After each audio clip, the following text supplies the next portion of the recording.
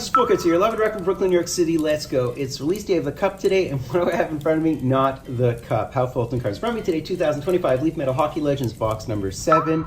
We're in heaven. So why am I not breaking the cup? Well, I looked at the checklist, and I'm starting to get the sense that the cup is mass produced this year. I believe there's going to be a ton of non-true rookie RPAs within the boxes of some of the big boys, including Bedard.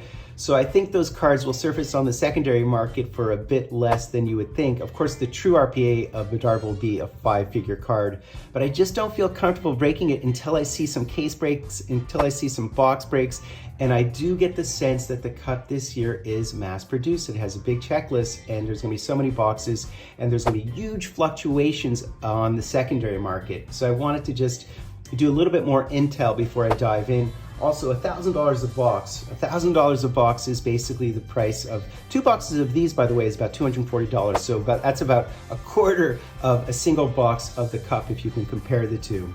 So we'll see whether I break it. I do feel much more comfortable buying into group breaks, having done my intel so that I can make the checklist work for me. Plus, I feel more comfortable buying cards directly on the secondary market once the irrational exuberance tanks a little bit. But let's get into this. Only 3 cards within this box. Configuration 3 metal autos, numbered to 10 or less, 20 boxes per case, base set, 82 cards.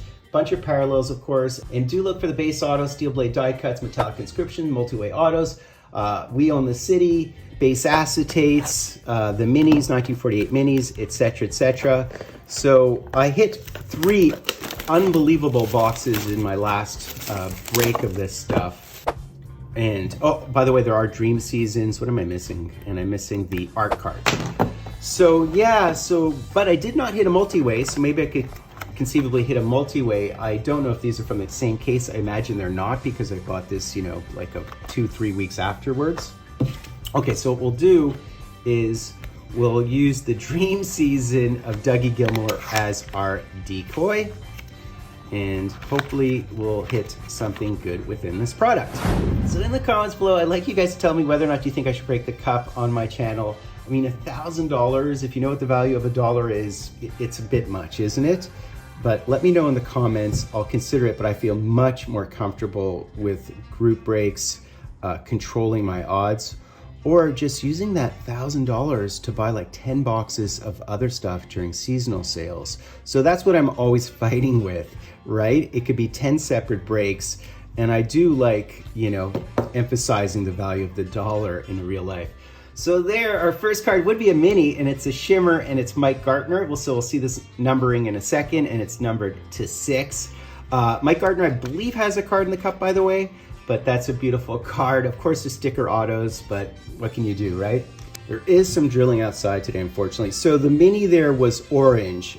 Those are, in fact, a 6 or less. All right, so card number 2. I really want to multi-way at this point, but we'll see. And who do we have here? We do have a Dennis Potvin. For a second, I thought it was Leach, actually. Their autos look kind of similar at first glance. I love Dennis Potvin. I actually think he is on the shorthand, on one hand, of the great defensemen of our game all time. I think he's very much overlooked, unfortunately. But numbered to 2, so I believe that's a red shimmer numbered to 2. Dennis Potvin, I'll certainly take. I love hitting him. I mean, the thing about Dennis Potvin is he basically has numbers like Nicky Lidstrom, but he did it in, I think he has like 190 points less than Nicky Lidstrom, but he did it in 500 less games, so much overlooked. He was an absolute beast. All right, so last card here, we're gonna use the Dougie Gilmour Dream Season to disassemble it. So I'm looking for a multi-way, although I think gauging from the top, that looks like a base design, not entirely certain. So let's see, what can we do at this point? Is it a base design? I'm not even sure what it is. Okay, and oh, that's a good one. That's a great one. I was thinking for a second it's Sakic. It isn't Sakic, it's the other guy. I think it's Peter Forsberg. Oh, that's a good one. So once again, now I'm 4 for 4 in my last 4 boxes in terms of hitting big name players. I consider him right up there with Sakic in the greats, right? So what do we have? Oh, nice! We do in fact have another inscription, although I don't think it's a 1-of-1. The inscriptions are more frequent this year, and it is one of the Peter the Great one of the Peter the Great inscriptions. That's hot. That is really hot. Bigger sticker auto, beautiful card, very nice. We'll certainly take them. By the way, I was just thinking this, Dennis Potvin is in fact in the cup this year as well. I assume Peter Forsberg is, but I'm not entirely certain. So there, oh, maybe he's not. Maybe he's not proprietary to them. That's actually a good question. And that is a prismatic blue to 8 or less. So that's basically it, guys. And by the way, I just checked. Peter Forsberg does have some cards, a few autos in the cup this year, mostly as updates, but just a handful in the entire population. So really, really cool break of this stuff. Once again, I qualify that as a very solid box. So I have one more box because I bought 2 more boxes, hoping to just, you know, keep my head above water and avoid, I guess, some of the weaker cards within the set, although there aren't many. I mean, everybody's pretty much a legend.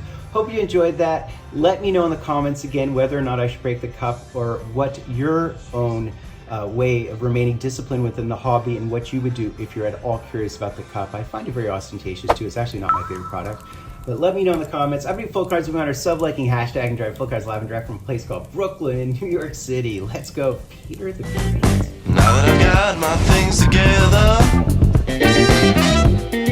I gotta think up a plan. I'm gonna need some company.